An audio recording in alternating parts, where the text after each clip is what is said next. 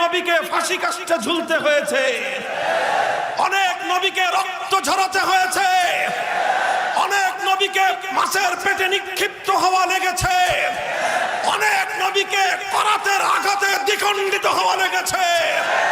সুতরাং হে আলেম সমাজ, যারা পক্ষে আসমানি ওয়াহির ইলমকে ধারণ করেছেন, যারা নবুয়তের উত্তরাধিকারী ধারণ করেছেন, আপনাদেরকে মনে করতে হবে আপনার উপরেও সেই সমস্ত নবীদের মতো পরীক্ষা আসতে পারে। সেই পরীক্ষা যদি আসে, যদি আল্লাহর পয়গম্বরের মতো তায়েফের ময়দানে রক্ত দেওয়ার প্রয়োজন হয়, রক্ত দিতে হবে।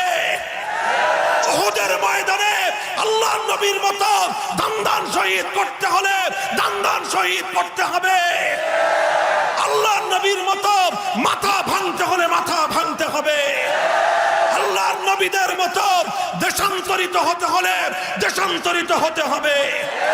আল্লাহর নবীদের মতো দ্বিখণ্ডিত হতে হলে দ্বিখণ্ডিত হওয়া লাগবে।